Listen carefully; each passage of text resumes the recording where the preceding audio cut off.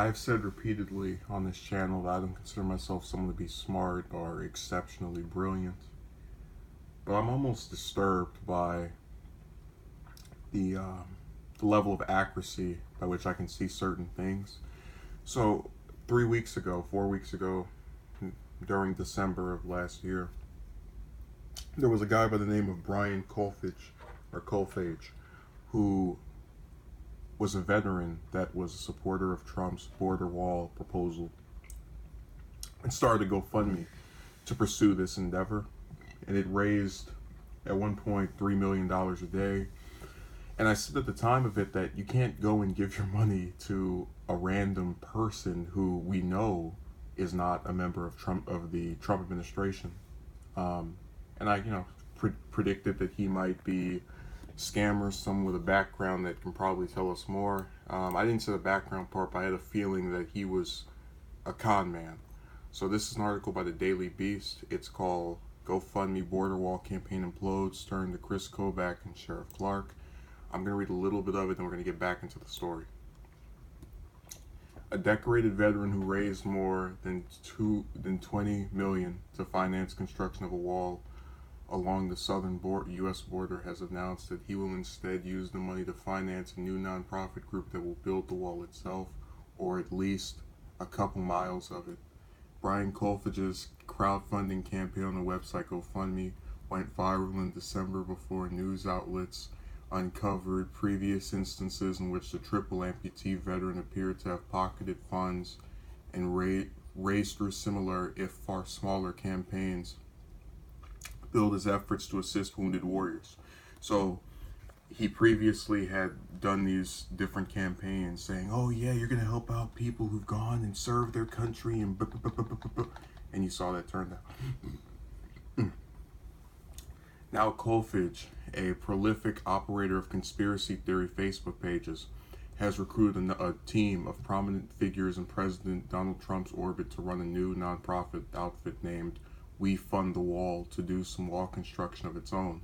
The new group's board, Colfage announced on Friday, includes Eric Prince, David Clark, Fox News contributor Sarah Carter, Tom Tancredo, and everybody's favorite tickle me voter fraud Chris Kobach in Kansas. Kobach said, "I joined the organization because its mission is of the highest importance to our country. The wall needs to be completed and it needs to be done as soon as possible. The best way to accomplish that is through a combination of both public and private efforts." The group's formation comes amidst heated fighting in Washington over financing for Trump's border wall. A partial shutdown of the federal government has persisted for nearly 3 weeks as Trump and Democratic congressional leaders spar over the president's demands for more than $5 billion in border wall funding. Colfage's fundraising campaign was initially designed to help finance that construction with private contributions. He insisted that he has been in contact with a number of federal officials and members of Congress, devising ways to funnel the massive amounts of money raised on GoFundMe to the federal treasury. It appears that plan went astray. I can't pronounce that word. I'm sorry. I'm not going to sit here and pretend I can. The federal government won't be able to accept our donations anytime soon, Colfage said in an update on the GoFundMe page on Friday. It's not clear how much money from the crowdfunding effort will make it to the nonprofit. GoFundMe is emailing donors with an option to proactively agree to send their money to We Fund the Wall, but if donors declined or never respond to that option, they'll receive a refund. So that's good on GoFundMe's part, but let's review. This random person that we at least know has no official role as it relates to Trump puts up a GoFundMe, says, "Yeah, we built the wall, and then all of these people come and donate to it, without so much as a question of how you can trust this person and what they have to gain. They just start shelving money over there. And look, I'm trying to get you to understand, even if you say, well, that you're a person who's opposed to, why would I take you seriously?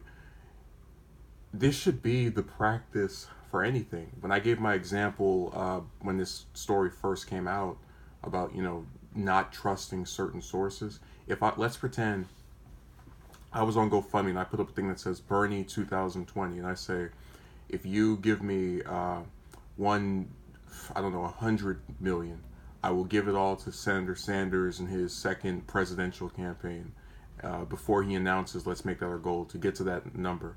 And let's say we get about halfway there.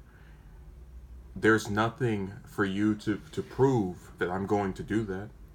So, yes, I am in the wrong for scamming you, but the people are just as in the wrong, if not more, for being unable to be savvy enough to the kinds of tricks and sleazy tactics that are used on the internet by people. So this person's raised his profile. He's going to work with various conservative, figures and the contemporary figures. And what do the people who donated get? Do they get the wall? No. They get their money sent over to some little group that's promising the same thing.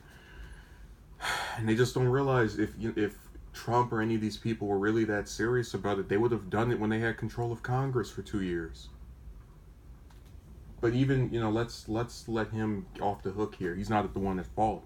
The people have to figure out what will it take for them to not buy into this kind of stuff. Oh my God, this person put up a GoFundMe for the wall. I got to donate so I can put the money on the wall. Look at the person who's operating it. If that thing was started by someone like Sarah Huckabee Sanders or Kellyanne Conway, I wouldn't think it was a scam. I would think it was stupid, like I do now, but it wouldn't be dumb for the same reasons. So, I hate. Again, for as much as I don't like that policy, I don't like the idea of people, being for something and honestly having good intentions as far as supporting a particular policy and then getting ripped off by another person. Maybe this will teach them a lesson, although I don't think so. Why don't they start a petition to get Trump to make a GoFundMe for it? I don't understand that. It's weird to me, but whatever. People don't think. So, thank you.